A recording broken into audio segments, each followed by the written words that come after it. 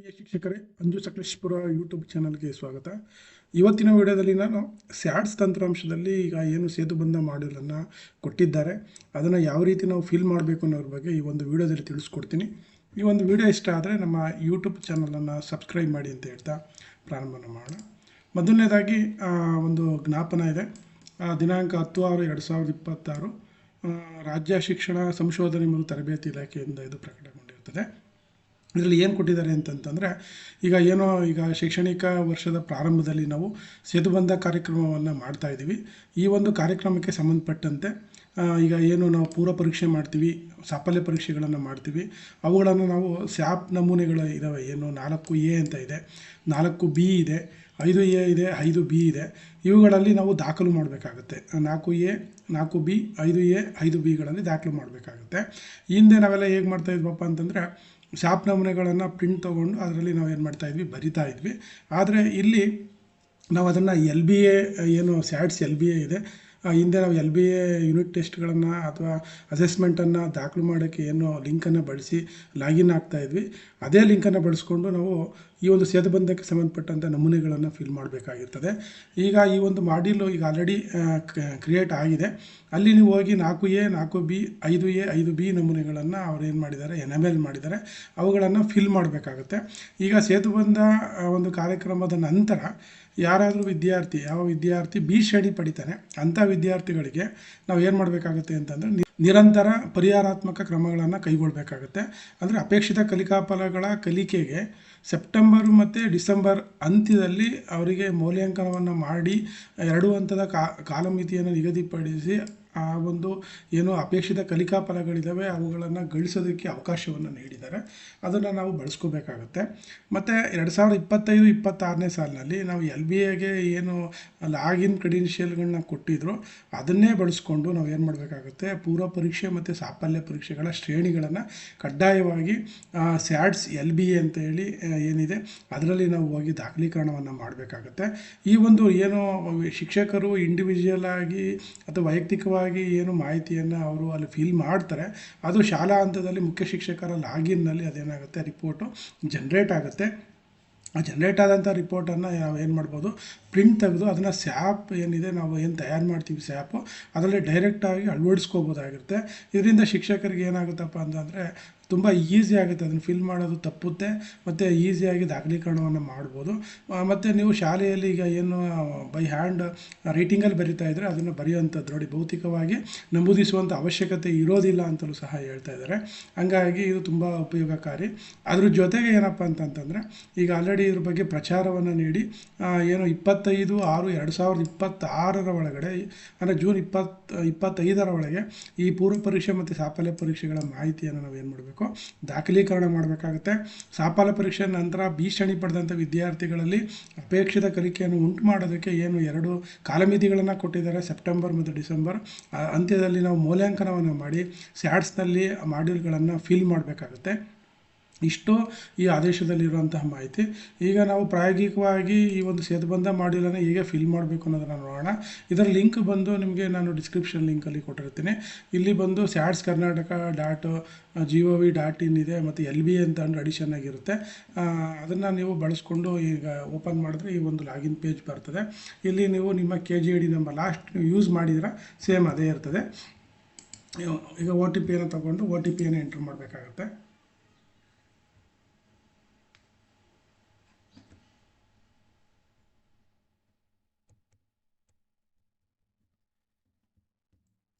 Verify OTP ಮೇಲೆ click ಮಾಡಿದ ನಂತರ ಈ ರೀತಿ ನಮ್ಮ ಒಂದು ಲಾಗಿನ್ ಪೇಜ್ ಓಪನ್ ಆಗುತ್ತೆ. ಈ ಲಾಗಿನ್ ಪೇಜು ಏನು ಬದಲಾವಣೆ ಇಲ್ಲ, ಲಾಸ್ಟ್ ಟೈಮ್ ನಿಮಗೆ ಹೇಗಿತ್ತು ಹಾಗೇ ಇದೆ. ಸೇಮ್ ಟೀಚರ್ ಪ್ರೊಫೈಲ್ ಇದೆ, ಲೆಸನ್ ಪ್ಲಾನ್ ಇದೆ, ಇನ್ನು ಅಸೆಸ್ಮೆಂಟಲ್ಲಿ LBA ಇದೆ, ಮತ್ತು ಅಸೆಸ್ಮೆಂಟ್ ರಿಪೋರ್ಟ್ ಇದೆ. ನೆಕ್ಸ್ಟ್ ನೋಡಿ, ಈಗ ಬ್ರಿಡ್ಜ್ ಕೋರ್ಸನ್ನು ಇಲ್ಲಿ ಎನೇಬಲ್ ಮಾಡಿದ್ದಾರೆ. ಇದ್ರ ಮೇಲೆ ಕ್ಲಿಕ್ ಮಾಡಿಕೊಂಡ್ರೆ ನಾವು ಇಲ್ಲಿ ಮಾಡಬೇಕಾಗಿರೋ ಕೆಲಸ ಏನಪ್ಪ ಅಂತಂದರೆ, ಮೀಡಿಯಮ್ ಆಟೋ ಸೆಲೆಕ್ಷನ್ ಆಗಿರ್ತದೆ. ಬೋತ್ ಒಂದೇ ಮೀಡಿಯಮ್ ಇದ್ದರೆ ಡಿಫಾಲ್ಟಾಗಿ ಸೆಲೆಕ್ಟ್ ಆಗಿರುತ್ತೆ. ಏನಾದರೂ 2 ಮಾಧ್ಯಮಗಳಿದ್ದರೆ ನೀವು ಸೆಲೆಕ್ಟ್ ಮಾಡ್ಕೋಬೇಕಾಗುತ್ತೆ. ಈಗ ನೀವು ಕ್ಲಾಸನ್ನು ಸೆಲೆಕ್ಟ್ ಮಾಡ್ಕೋಬೇಕಾಗುತ್ತೆ, ಮತ್ತು ಲ್ಯಾಂಗ್ವೇಜ್ ಗ್ರೂಪನ್ನು ಸೆಲೆಕ್ಟ್ ಮಾಡ್ಕೋಬೇಕು. ಮತ್ತು ಸೆಕ್ಷನನ್ನು ಸೆಲೆಕ್ಟ್ ಮಾಡ್ಕೊಳ್ತೀರಾ, ಮತ್ತು ನಿಮ್ಮ ಸಬ್ಜೆಕ್ಟನ್ನು ಸೆಲೆಕ್ಟ್ ಮಾಡ್ಕೊಳ್ತೀರಾ, ಮತ್ತು ಡೇಟ್ ಏನಿದೆ ನೀವು ಅಸೆಸ್ಮೆಂಟ್ ಮಾಡಿದಂಥ ಡೇಟ್, ಈ ಒಂದು ಪ್ರೀ ಟೆಸ್ಟನ್ನು ಕಂಡಕ್ಟ್ ಮಾಡಿದಂಥ ಡೇಟನ್ನು ಹಾಕಬೇಕಾಗತ್ತೆ. ಈಗ ನೆಕ್ಸ್ಟ್ ಏನು ಮಾಡ್ತೀರಾ, ನೀವು ಸರ್ಚ್ ಆಪ್ಷನ್ ಮೇಲೆ ಕ್ಲಿಕ್ ಮಾಡಿದ್ರೆ ನಿಮಗೆ ಈ ರೀತಿ ಫಾರಮ್ ಓಪನ್ ಆಗುತ್ತೆ. ಪ್ರೀ ಟೆಸ್ಟ್ 4B ನಮೂನೆ ಓಪನ್ ಆಗುತ್ತೆ. ಇಲ್ಲಿ 4B ಕೊಟ್ಟಿದ್ದಾರೆ ಮತ್ತು ಆ್ಯಕ್ಟಿವ್ ಇದೆ, ಮತ್ತು ಇದನ್ನು ಎಡಿಟ್ ಮಾಡೋಕ್ಕೆ ಅವಕಾಶ ಕೊಟ್ಟಿದ್ದಾರೆ. ಅಂದರೆ ನೀವು ಇದನ್ನು ಫಿಲ್ ಮಾಡ್ಬೋದು ಅಂತೇಳಿ ಆಪ್ಷನನ್ನು ಕೊಟ್ಟಿದ್ದಾರೆ. ನೆಕ್ಸ್ಟ್ ಇದ್ರ ಕೆಳಗಡೆಯೂ ಸಹ ನಿಮಗೆ ನಮೂನೆಗಳಿದೆ ನೋಡಿ, 5B ನಮೂನೆ ಇದೆ ಇಲ್ಲಿ. ಆದರೆ ಇದು ವ್ಯೂ ಓನ್ಲಿ ಇದೆ, ಮತ್ತು ಸೆಪ್ಟೆಂಬರ್ದು ಸಹ ವ್ಯೂ ಓನ್ಲಿ ಇದೆ, ಡಿಸೆಂಬರ್ದು ವ್ಯೂ ಓನ್ಲಿ ಇದೆ. ಹಾಗಾಗಿ ಇವೆರಡು ಸಹ ಇನ್ನೂ ಓಪನ್ ಆಗೋದಿಲ್ಲ. ಪ್ರೀ ಟೆಸ್ಟ್ ಫಿಲ್ ಆದಮೇಲೆ ಪೋಸ್ಟ್ ಟೆಸ್ಟಿಂದು ಓಪನ್ ಆಗುತ್ತೆ ಅಂತೇಳಿ ಅಲ್ಲಿ ಹೇಳಿದ್ದಾರೆ. ನಾವು ಅದೊಂದು ಫಿಲ್ ಮಾಡಿದ್ರೆ ನಮಗೆ ಗೊತ್ತಾಗುತ್ತೆ. ಈಗ ಏನು ಮಾಡೋಣ, ಒಂದು ಪ್ರೀ ಟೆಸ್ಟಿಂದ ಮಾರ್ಕ್ಸ್ಗಳನ್ನು ತುಂಬ್ತಾ ಹೋಗೋಣ. ಇಲ್ಲಿ ನಮಗೆ ಈ ಒಂದು ಕಲಿಕಾ ಫಲಗಳು ಇರೋವಂಥದ್ದು ಅಂದರೆ LOS ಇರೋದು ಕೇವಲ 5 LOS ಇದ್ದಾವೆ. ಇವು ನೀವು ಇಲ್ಲಿ ವ್ಯೂ ಮಾಡ್ಬೋದು. ಯಾವ ಒಂದು DSRTಯಿಂದ ನಮಗೆ ಏನು ಕಲಿಕಾ ಫಲಗಳನ್ನು ನಿಗದಿ ಮಾಡಿದ್ದಾರೆ, ಈಗ ಕೊಟ್ಟಿದ್ದಾರೆ ನಿಮಗೆ, ಅದು ಸಹ ಒಂದು ಪಟ್ಟಿಯನ್ನು ಸಹ ಅವರು ಅಲ್ಲಿ DSRT ವೆಬ್ಸೈಟಲ್ಲಿ ಅವೈಲಬಲ್ ಮಾಡಿದ್ದಾರೆ. ಅಲ್ಲಿ ಹೋದರೆ ನಿಮಗೆ ನೋಡಿ LOS ಪಟ್ಟಿಯು ಸಹ ಇಲ್ಲಿ ನಿಮಗೆ ಸಿಗುತ್ತೆ. ಬೋತ್ ಇನ್ ಕನ್ನಡ ಮತ್ತು ಇಂಗ್ಲೀಷ್ ಮೀಡಿಯಮ್ ಎರಡರಲ್ಲೂ ಸಹ ನಿಮಗೆ ಇಲ್ಲಿ ಸಿಗುತ್ತೆ. ಈಗ ನೀವೇನು ಮಾಡಬೇಕಾಗುತ್ತೆ, ಇಲ್ಲಿ ಗ್ರೇಡ್ಗಳನ್ನು ಎಂಟ್ರಿ ಮಾಡಬೇಕಾಗುತ್ತೆ. ಗ್ರೇಡ್ಗಳನ್ನು ಎಂಟ್ರಿ ಮಾಡಿದಾಗ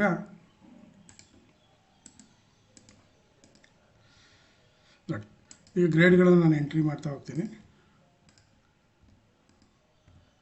ಈ ರೀತಿ ಗ್ರೇಡ್ಗಳನ್ನು ಎಂಟ್ರಿ ಮಾಡಿದ್ದೀನಿ. ಇಲ್ಲಿ ನೀವು ನೋಡ್ತಾ ಇರ್ಬೋದು, B ಬಂದರೆ ಆಟೋಮೆಟಿಕಲಿ ಅದು ರೆಡ್ ಬ್ಯಾಕ್ಗ್ರೌಂಡಲ್ಲಿ ಅದೇನಾಗ್ತಾಯಿದೆ, ಶೋ ಆಗ್ತಾಯಿದೆ. A ಬಂತ ಅಂತಂದರೆ ಗ್ರೀನ್ ಬ್ಯಾಕ್ಗ್ರೌಂಡಲ್ಲಿ ಅದು ಶೋ ಆಗ್ತಾಯಿದೆ. ಈ ರೀತಿ ನೀವು ಏನು ಮಾಡಬೇಕು, ಎಲ್ಲ ಒಂದು ವಿದ್ಯಾರ್ಥಿಗಳ ಒಂದು ಗ್ರೇಡ್ಗಳನ್ನು ಈ ರೀತಿ ಫಿಲ್ ಮಾಡಬೇಕಾಗುತ್ತೆ. ಈ ರೀತಿ ಫಿಲ್ ಮಾಡ್ತಾ ಹೋಗ್ತೀರಾ. ಇದಾದ ನಂತರ ನೀವು ಎಲ್ಲ ವಿದ್ಯಾರ್ಥಿಗಳ ಮಾಹಿತಿಯನ್ನು ಫಿಲ್ ಮಾಡಿದ ನಂತರ ಈ ಮಾಹಿತಿಯನ್ನು ಉಳಿಸ್ಬೇಕು ಅಂತಂದರೆ ನೀವು ಸೇವ್ ಮಾಡಿದರೆ ಸಾಕಾಗುತ್ತೆ. ಈ ಸೇವ್ ಮಾಡೋದ್ರಿಂದ ನೀವು ಏನು ಮಾಡ್ಬೋದಪ್ಪ ಅಂತಂದರೆ ಇದನ್ನು ಯಾವಾಗ ಬೇಕಾದ್ರೂ ಎಡಿಟ್ ಮಾಡ್ಬೋದು ಮತ್ತು ಯಾವಾಗ ಬೇಕಾದ್ರೂ ಕರೆಕ್ಷನನ್ನು ಮಾಡ್ಕೊಳ್ಳಿಕ್ಕೆ ಅವಕಾಶ ಕೊಟ್ಟಿರ್ತಾನೆ. ಆದರೆ ನೀವೇನಾದರೂ ಫೈನಲ್ ಸೇವ್ ಮೇಲೆ ಕೊಟ್ಟರೆ ಇದು ಮತ್ತೆ ನಿಮಗೆ ಕರೆಕ್ಷನ್ ಮಾಡಲಿಕ್ಕೆ ಅವಕಾಶ ಕೊಡೋದಿಲ್ಲ. ಮತ್ತು ಈ ಒಂದು ಏನು ಕಾಲಮ್ಸ್ಗಳಿದ್ದಾವಲ್ಲ, ಇಲ್ಲಿ ಏನು ಬಾಕ್ಸ್ಗಳಿದ್ದಾವಲ್ಲ, ಇದು ಲಾಕ್ ಆಗ್ತದೆ. ಲಾಕ್ ಆದರೆ ಮತ್ತೆ ಎಡಿಟ್ ಆಪ್ಷನ್ ಇರೋದಿಲ್ಲ. ಈಗ ನೀವು ಸೇವ್ ಅಂತ ಕೊಟ್ಟರೆ are you sure you want to save the bridge course data ಅಂತ ಬರುತ್ತೆ. ನೀವೇನು ಮಾಡಬೇಕಾಗುತ್ತೆ, ಸೇವ್ ಮೇಲೆ ಕೊಡ್ಕೋಬೇಕು. ಇಲ್ಲ ನಾನು ಡೈರೆಕ್ಟ್ ಎಲ್ಲ ನಾನು ಫಿಲ್ ಮಾಡಿರೋ ಮಾಹಿತಿ ಎಲ್ಲ ಸರಿ ಇದೆ ಅಂತಂದರೆ ನೀವು ಫೈನಲ್ ಸೇವ್ ಮೇಲೆ ಕೊಟ್ಟರೆ are you sure you want to save the bridge course data ಅಂತ ಹೇಳಿ ಬರುತ್ತೆ. ಈ ರೀತಿ ಎಲ್ಲ ವಿದ್ಯಾರ್ಥಿಗಳ ಮಾಹಿತಿಯನ್ನು ತುಂಬಿದ ಮೇಲೆ ಇಲ್ಲಿ ನಿಮ್ಮ ಶಾಲೆಯಲ್ಲಿ ಇಲ್ಲಿ 10 ಎಂಟ್ರೀಸ್ ಮಾತ್ರ ಶೋ ಆಗುತ್ತೆ. ನೀವು ಬೇಕಂದರೆ ಮ್ಯಾಕ್ಸಿಮಮ್ ಎಷ್ಟಿದ್ದಾರೆ ಅದನ್ನು ನೀವು ಚೂಸ್ ಮಾಡಿದ್ರೆ ಎಲ್ಲ ವಿದ್ಯಾರ್ಥಿಗಳು ಅಟ್ ಎ ಟೈಮ್ ಓಪನ್ ಆಗ್ತಾರೆ. ಎಲ್ಲ ಮಾಹಿತಿಯನ್ನು ನೀವೇನು ಮಾಡಬೇಕು, ಫಿಲ್ ಮಾಡಿ, ಗ್ರೇಡ್ಗಳನ್ನು ಫಿಲ್ ಮಾಡಿ ಏನು ಮಾಡಬೇಕು, ಫೈನಲ್ ಸೇವನ್ನು ಕೊಡಬೇಕಾಗುತ್ತೆ. ನಂತರ ನಿಮಗೆ ಏನಾಗುತ್ತೆ, ಪೋಸ್ಟ್ ಟೆಸ್ಟು 5B ನಮೂನೆ ಏನಿದೆ ಇದು ನೆಕ್ಸ್ಟು ಓಪನ್ ಆಗುತ್ತೆ ಅಂತೇಳಿ ಹೇಳಿದ್ದಾರೆ. ಮತ್ತು ಇನ್ನೊಂದು ಏನು ಹೇಳಿದ್ದಾರೆ ಅಂತಂತಂದರೆ, ಈಗ ನೋಡಿ ಹೈಸ್ಕೂಲಿಗೆ ಸಂಬಂಧಪಟ್ಟಂತೆ 4B ಮತ್ತು 5B ನಮೂನೆಗಳಿದ್ದಾವೆ. ಈ ನಮೂನೆಗಳು ಏನು ಹೇಳುತ್ತೆ ಅಂತಂದರೆ 4B ಬಂದು ಪ್ರೀ ಟೆಸ್ಟು, 5B ಬಂದು ಪೋಸ್ಟ್ ಟೆಸ್ಟು ಒಂದು ಗ್ರೇಡ್ಗಳನ್ನು ತುಂಬುವಂಥ ನಮೂನೆ ಆಗಿದೆ ಅಂತ ಹೇಳಿ ಇಲ್ಲಿ ಕೊಟ್ಟಿದ್ದಾರೆ. ಅದೇ ರೀತಿಯಲ್ಲಿ ಪ್ರೈಮರಿಗೆ ಬಂದಾಗ 4A ಮತ್ತು 5A ಈ ಎರಡು ನಮೂನೆಗಳು ಪ್ರೈಮರಿ ಶಾಲೆಗೆ ಸಂಬಂಧಪಟ್ಟಂಥ ನಮೂನೆಗಳು. ಇಲ್ಲೂ ಸಹ 4A pre test, 5A post test ಮಾಹಿತಿಯನ್ನು ತುಂಬುವಂಥ ನಮೂನೆಗಳನ್ನು ಅವರಿಲ್ಲಿ ನಮ್ಮಲ್ಲಿ ಮಾಡಿದ್ದಾರೆ. ಈ ಒಂದು ನಮೂನೆಗಳ ಬಗ್ಗೆ ಮಾಹಿತಿ ಸಹ ನಿಮಗೆ ಇರಬೇಕು. ಈಗ ನಾವು ಪ್ರೀ ಟೆಸ್ಟ್ ಮಾಹಿತಿಯನ್ನು ತುಂಬಿದ ನಂತರ ಇಲ್ಲಿ ಮುಂದುವರೆದು ಇಲ್ಲಿ ಹೇಳೋಂಥದ್ದು ಏನಪ್ಪ ಅಂತಂದರೆ, ಈಗ ಸೇಮ್ ಅದೇ ಥರ ನೀವು ಏನು ಮಾಡ್ತೀರಾ, ಆಫ್ಟರ್ ನೋಡಿ ಇಲ್ಲಿ ಹೇಳ್ತಾರೆ, after finalizing the pre test you can proceed to the post test phase ಅಂತ ಹೇಳ್ತಾರೆ. ಫಸ್ಟು ಪ್ರೀ ಟೆಸ್ಟು ಫಿಲ್ ಮಾಡೋವರೆಗೂ ಏನಾಗಲ್ಲ, ಈ ಒಂದು ಪೋಸ್ಟ್ ಟೆಸ್ಟಿಂದು ಏನು ನಿಮಗೆ ಅಲ್ಲಿ ಪೇಜ್ ಇದೆಯಲ್ಲ, ಬರೀ ವಿ ಓನ್ಲಿ ಅಂತ ಏನು ಕೊಟ್ಟಿದ್ದಾರೆ, ಆ ವಿ ಓನ್ಲಿ ಆಪ್ಷನ್ ಇಲ್ಲಿ ಇದೆಯಲ್ಲ ತಳಭಾಗದಲ್ಲಿ ನೋಡಿ, 5B ನಮೂನೆ ವಿ ಓನ್ಲಿ ಆಪ್ಷನ್ ಇದೆಯಲ್ಲ, ಇದು ಓಪನ್ ಆಗೋದಿಲ್ಲ ಅಂತೇಳಿ ಅವ್ರು ಹೇಳ್ತಾ ಇದ್ದಾರೆ. ಅದೇ ರೀತಿಯಲ್ಲಿ ನೆಕ್ಸ್ಟು ಈಗ ನೀವು ಅದನ್ನು ಫಿಲ್ ಮಾಡಬೇಕಾದ್ರೆ ಏನು ಮಾಡಬೇಕು ಅಂತಂದರೆ, open the tab, click the post test tab and expand it ಅಂತೇಳಿ ಹೇಳ್ತಾರೆ. ಇದು ಸೇಮ್ ನಾವೀಗ ಆಲ್ರೆಡಿ ನಾವು ಹೇಗೆ ಅದನ್ನು ಫಿಲ್ ಮಾಡಿದ್ವಿ ಅದೇ ಥರ ಫಿಲ್ ಮಾಡ್ತೀವಿ. ಬಟ್ ಇಲ್ಲೊಂದಷ್ಟು ಕಂಡೀಷನ್ಗಳಿದ್ದಾವೆ. ಅಂಡರ್ಸ್ಟ್ಯಾಂಡ್ ಕಂಡೀಷನಲ್ ಲಾಕಿಂಗ್ ಅಂತ ಹೇಳ್ತಾರೆ. ನೋಡಿ, the system automatically carries over the data from the pre test to the post test ಅಂತ ಹೇಳ್ತಾರೆ ಅವರು. ಅಂದರೆ ನಿಮಗೆ ಸಮಯವನ್ನು ಉಳಿತಾಯ ಮಾಡೋದಕ್ಕೆ ನೀವು ಪ್ರೀ ಟೆಸ್ಟಲ್ಲಿ ಡೇಟಾವನ್ನು ಏನು ತುಂಬಿದ್ದೀರಾ ಅದು ಎಲ್ಲಿ ಕ್ಯಾರಿ ಆಗುತ್ತೆ, ಪೋಸ್ಟ್ ಟೆಸ್ಟಿಗೂ ಸಹ ಕ್ಯಾರಿ ಆಗುತ್ತೆ ಅಂತ ಹೇಳ್ತಾರೆ. ನೋಡಿ ಇಲ್ಲಿ ಲಾಕ್ಡ್ ಸೇಲ್ಸ್ ಅಂತ ಬರುತ್ತೆ ಮತ್ತು ಎಡಿಟಬಲ್ ಸೇಲ್ಸ್ ಅಂತ ಎರಡು ನಿಮಗೆ ಆಪ್ಷನ್ಸ್ ಬರುತ್ತೆ. ಲಾಕ್ಡ್ ಸೇಲ್ಸಲ್ಲಿ ಏನು ಹೇಳ್ತಾರೆ ಅಂದರೆ ಎನಿ ಲರ್ನಿಂಗ್ ಔಟ್ಕಮ್ ಅಂದರೆ ಯಾವುದೇ ಒಂದು learning outcome where student previously scored an A, ಅವನು ಈ ಒಂದು ಪ್ರೀವಿಯಸ್ ಅಂದರೆ ಪ್ರೀ ಟೆಸ್ಟಲ್ಲಿ ಎ ಗ್ರೇಡನ್ನು ಪಡೆದಿದ್ರೆ ಅದೇನಾಗುತ್ತೆ, ಗ್ರೇಡ್ ಔಟ್ ಆ್ಯಂಡ್ ಲಾಕ್ಡ್ ಅಂತ ಹೇಳ್ತಾರೆ, ಅದು ಲಾಕ್ ಆಗುತ್ತೆ ಅಂತ ಹೇಳ್ತಾರೆ. No further testing is required for the outcome ಅಂತ ಹೇಳ್ತಾರೆ. ಅಂದರೆ ಅದಕ್ಕೆ ಮತ್ತೆ ಯಾವುದೇ ರೀತಿಯ ನಾವು ಪರೀಕ್ಷೆಯನ್ನು ಕೊಡೋವಂಥದ್ದು ಬೇಡ, ಅದು ಆಲ್ರೆಡಿ ಏನಾಗುತ್ತೆ ಪೋಸ್ಟ್ ಟೆಸ್ಟಿಗೆ ಅದು ಲಾಕ್ ಆಗುತ್ತೆ. ಯಾವುದು ಪ್ರೀ ಟೆಸ್ಟಲ್ಲಿ ಎ ಗ್ರೇಡನ್ನು ಪಡೆದ್ರೆ ಪೋಸ್ಟ್ ಟೆಸ್ಟಲ್ಲೂ ಸಹ ಅದೇ ಗ್ರೇಡ್ ಅದೇನಾಗುತ್ತೆ ಶೋ ಆಗುತ್ತೆ ಮತ್ತು ಅದು ಲಾಕ್ ಆಗಿರ್ತದೆ, ಎಡಿಟ್ ಆಪ್ಷನ್ ಅದಕ್ಕೆ ಇರೋದಿಲ್ಲ ಅಂತ ಹೇಳಿದ್ದಾರೆ. ಮತ್ತು ಎಡಿಟಬಲ್ ಸೇಲ್ಸ್ ಯಾವುದಪ್ಪ ಅಂತಂದರೆ you will only be able to enter grades in cells where the students previously scored B. ಅವನು ಪ್ರೀ ಟೆಸ್ಟಲ್ಲಿ ಬಿ ಗ್ರೇಡನ್ನು ಪಡೆದಿದ್ರೆ ಅಂಥ students who are completely unassessed in the previous page, ಇಂದಿನ ಒಂದು ಇದರಲ್ಲಿ ಗಳಿಕೆ ಮಾಡಲಿಕ್ಕೆ ಸಾಧ್ಯ ಆಗದಲ್ಲೇ ಇರೋಂಥ ವಿದ್ಯಾರ್ಥಿಯ ಒಂದು ಏನು ಇದಿದೆಯಲ್ಲ ಬಾಕ್ಸ್ ಇದೆಯಲ್ಲ ಆ ಗ್ರೇಡನ್ನು ಏನು ಮಾಡಲಿಕ್ಕೆ ಎಡಿಟ್ ಮಾಡೋಕ್ಕೆ ಆಪ್ಷನ್ ಇರ್ತದೆ. ಯಾರು ಬಿ ಗ್ರೇಡನ್ನು ಪಡೆದಿರೋಂಥ ವಿದ್ಯಾರ್ಥಿಯ ಪೋಸ್ಟ್ ಟೆಸ್ಟ್ ಡೇಟಾವನ್ನು ಎಂಟ್ರಿ ಮಾಡಲಿಕ್ಕೆ ಇಲ್ಲಿ ಅವಕಾಶವನ್ನು ಕೊಟ್ಟಿದ್ದಾರೆ.